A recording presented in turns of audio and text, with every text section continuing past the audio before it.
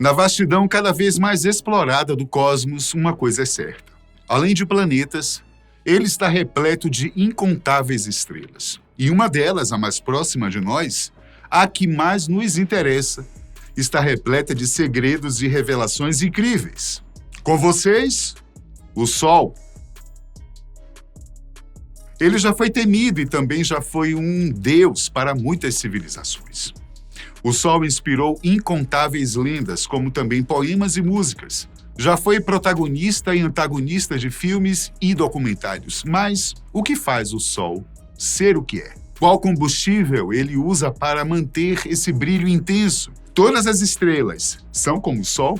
Para descobrirmos isso e um pouco mais, vamos mergulhar no astro-rei, junto às tecnologias disponíveis hoje em dia. Na antiguidade, as principais civilizações mantinham uma relação esotérica com o Sol, uma vez que aqueles povos já tinham conhecimento a respeito da importância do astro brilhante para a vida. Inclusive, foi por meio da observação e atenção constante aos períodos de sol e chuva que as antigas civilizações passaram a dominar as técnicas da agricultura, da pecuária e até mesmo as ideias arquitetônicas, uma vez que passaram a construir de forma a aproveitar a luz solar, ao mesmo tempo que pudessem se proteger do calor emitido por ela. Só que o Sol era mais do que isso. Ele representava uma das mais importantes divindades para aquelas civilizações. Os antigos egípcios, por exemplo, cultuavam Ra, o deus Sol.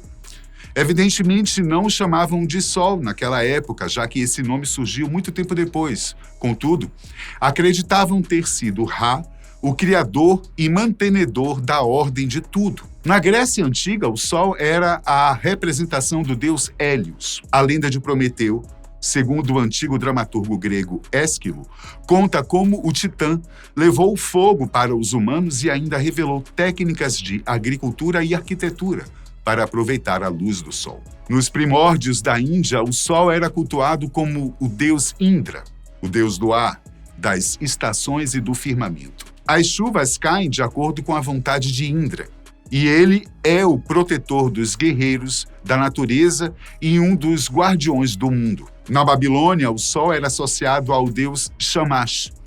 As civilizações antigas da Mesoamérica, como os Incas, os Maias e os Astecas, também cultuavam o Sol como sendo um deus de grande importância, especialmente no tocante à agricultura e à vida. Porém, já há bastante tempo, graças à evolução das tecnologias em diversas áreas do conhecimento, como a física, a biologia, a astronomia, entre outras, a humanidade passou a conhecer melhor não só a importância e as funções do Sol em relação ao planeta e à vida que nele proliferou, e ainda prolifera, como também sua composição, seu comportamento e o que é possível acontecer quando os cuidados não são tomados aqui embaixo. Sabemos que, na verdade, o Sol não é um deus, mas um dos gigantescos astros do espaço, uma estrela, e como tudo o que conhecemos teve início, está em plena atividade, mas também terá um fim. No entanto, não estaremos mais aqui, quando esse fim estiver pelo menos próximo de acontecer. Até por volta do ano 1500 d.C., pensava-se que a Terra era o centro do universo, ou melhor, o centro de tudo, uma vez que as noções do espaço sideral naquela época eram ínfimas e muito limitadas em relação ao que a gente conhece hoje em dia. Contudo, o astrônomo e matemático polonês Nicolau Copérnico saiu de seu quarto de estudos e propôs que o Sol, e não a Terra, fosse o centro do universo. Esta teoria, conhecida como heliocentrismo, foi formulada por Copérnico no século XVI. As observações de Galileu Galilei no século seguinte confirmaram essa teoria.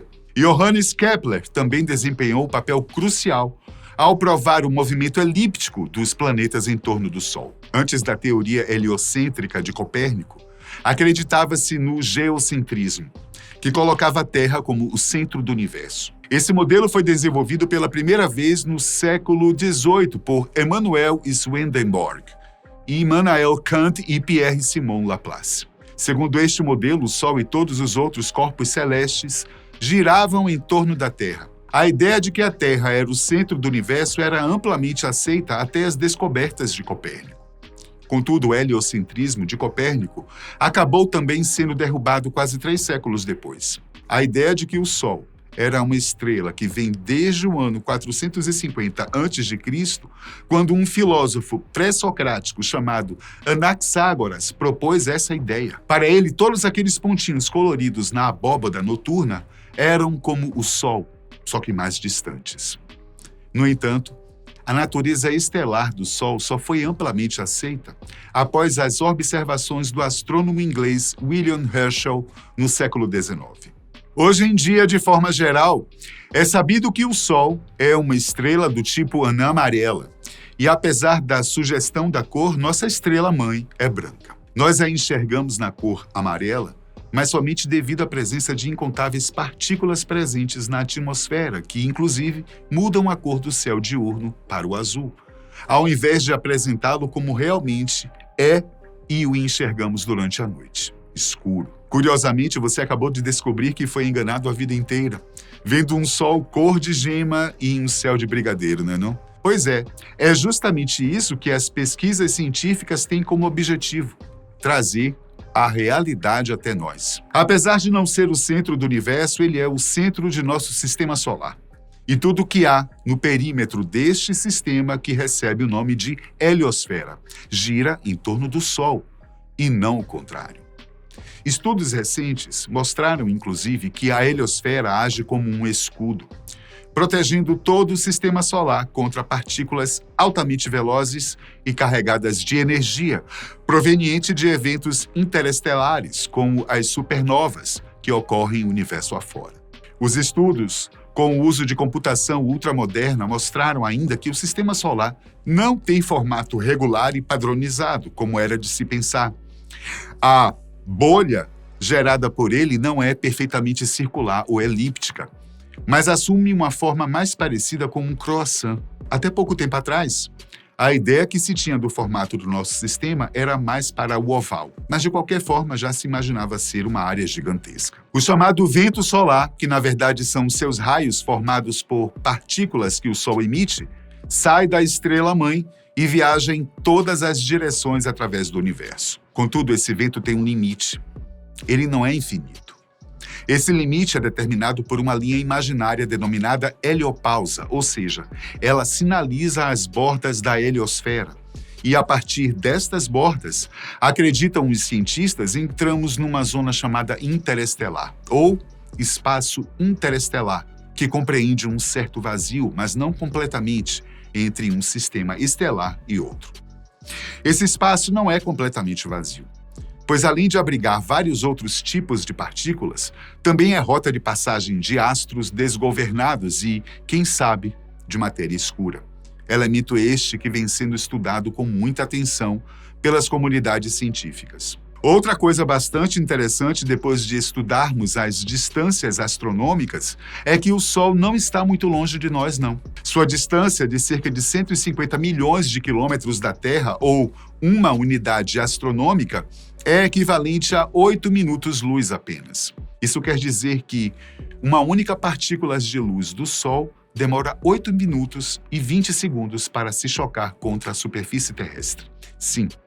A imagem que você vê do Sol neste exato momento é atrasada. Se algo visível acontecer agora na superfície solar, nós só veremos daqui a 8 longos minutos. E acredite, apesar de não parecer, a nossa estrela-mãe possui uma massa 332.900 vezes maior do que a da Terra e um volume 1.300.000 vezes maior do que o do nosso planeta, ou seja, caberiam 1,3 milhão de planetas Terra dentro do Sol. Os conhecimentos sobre o astro-rei avançaram significativamente depois que a NASA enviou, em fevereiro de 2010, o telescópio espacial SDO, sigla em inglês para Observatório Solar Dinâmico, equipado para enviar dados relativos à camada externa do Sol, a coroa solar.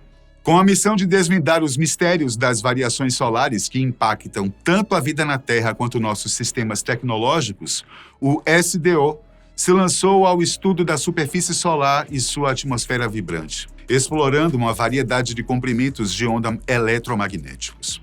A NASA, ao estender seu olhar para além do espectro visível, conseguiu desvendar detalhes anteriormente ocultos, fundamentais para a nossa compreensão do Sol. Uma imagem em particular foi capturada com um comprimento de onda de 19,3 nanômetros, revelando a luz da região ultravioleta extrema.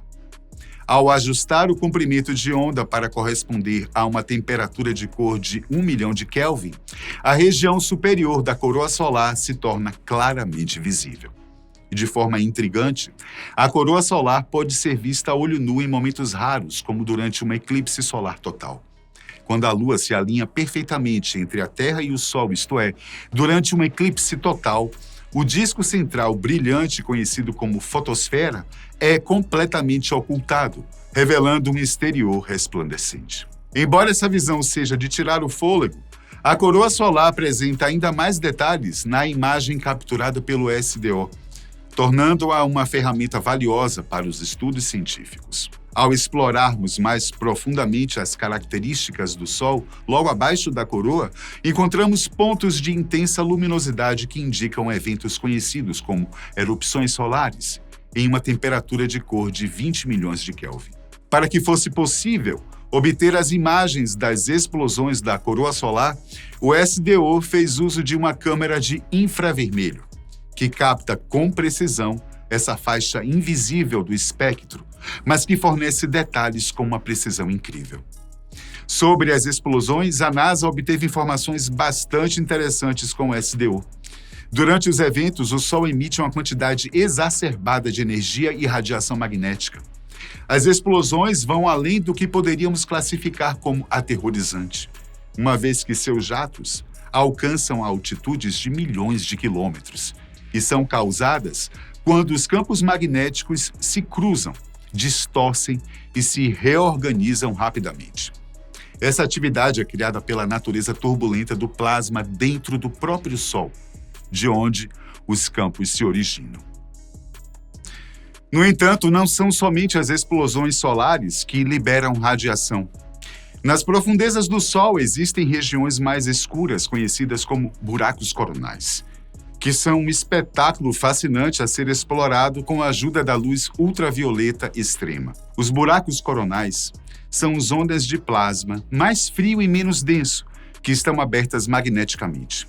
Isso significa que, ao contrário das linhas de campo que formam circuitos fechados retornando à superfície solar, essas linhas de campo se estendem para fora, atravessando o sistema solar.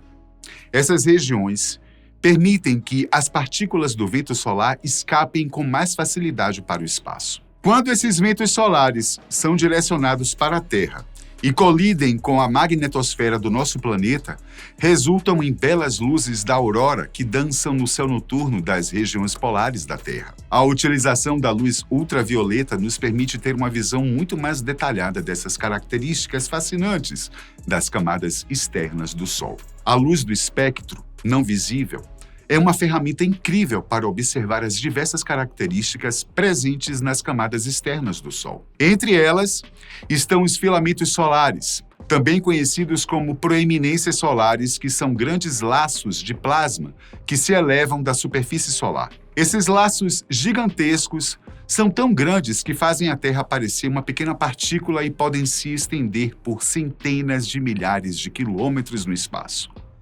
Eles podem se formar em apenas um dia, mas uma proeminência estável pode permanecer na coroa solar por vários meses. Quando o plasma é ejetado do Sol, libera uma energia tão intensa que grande parte das partículas são enviadas através do universo, meio que queimando tudo que estiver à sua frente.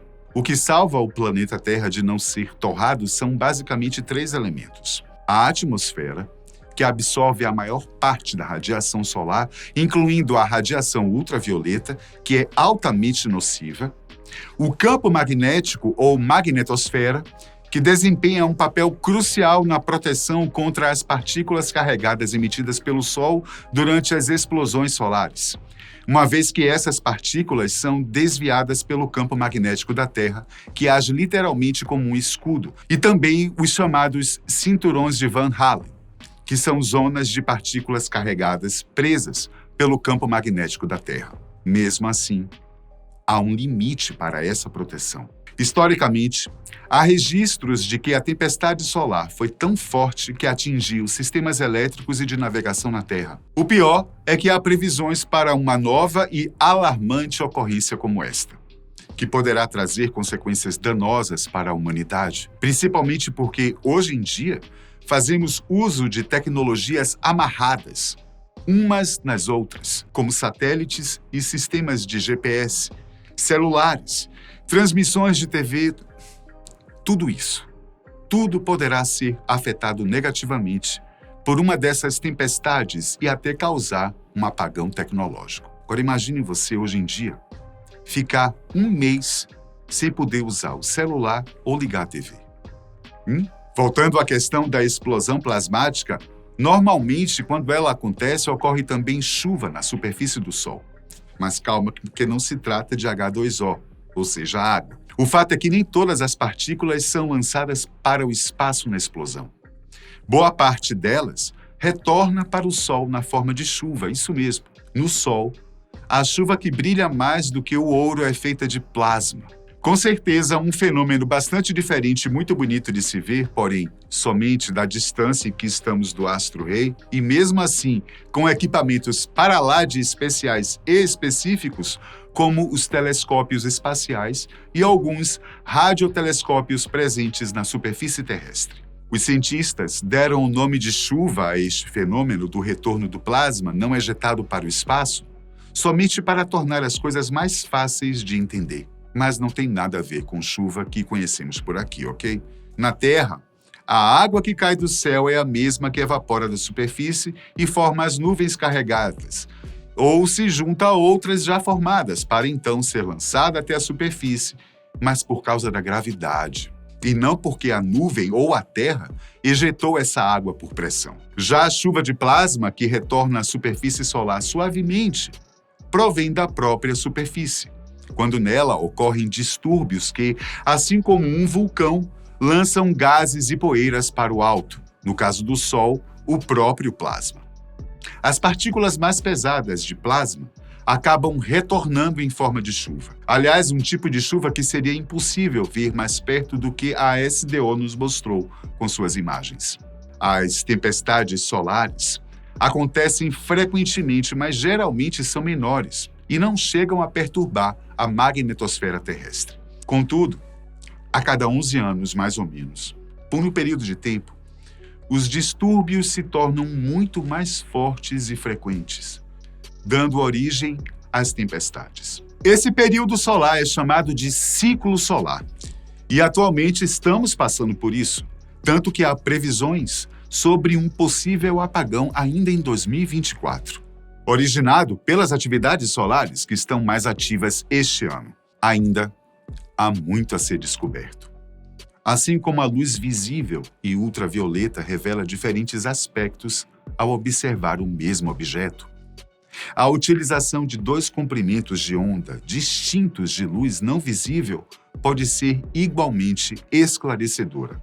Para ilustrar isso, considere duas imagens da coroa solar, capturadas no mesmo intervalo de tempo, mas utilizando dois comprimentos de onda diferentes. A primeira imagem, capturada a uma temperatura de cor de 600.000 Kelvin, retrata a coroa silenciosa e seus loops coronais. A segunda, capturada a uma temperatura de cor de 2 milhões de Kelvin, revela as regiões ativas e muito mais quentes da coroa.